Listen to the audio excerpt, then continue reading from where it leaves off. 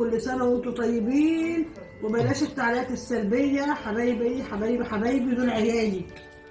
فانتوا ليه يا جماعه هدى قاعده معايا التعليقات السلبيه دي؟ اول حاجه جوز هدى ملوش في حاجه خالص وفي حاله ومش عواطلي.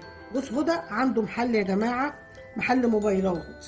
لكن ليه تكتبوا التعليقات السلبيه ديت؟ ليه؟ عملت ايه انا يعني؟ او هدى عملت ايه؟ والله والله والله ولا لكم عليا حلفان.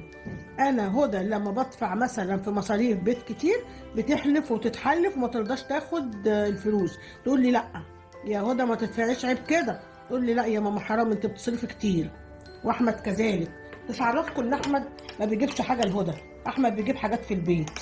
يعني عيب قوي لما بنتي تبقى والده عندي واقول لجوزها هات فلوس، عيب ما يصحش وهو بيجيب.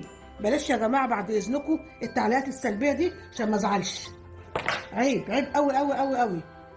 يعني اهو تحط عليها. يعني الحمد لله ان جوز هدى ملوش في الميديان. افرض دخل شاف التعليقات ديت، الراجل في حاله. ليه انتوا مفرق شر؟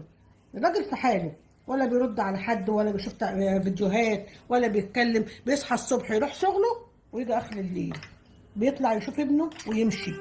ومرضاش يقعد هنا. انا قلت له بات معانا هنا، هو مرضاش. قال لا عشان تبقى براحتكم.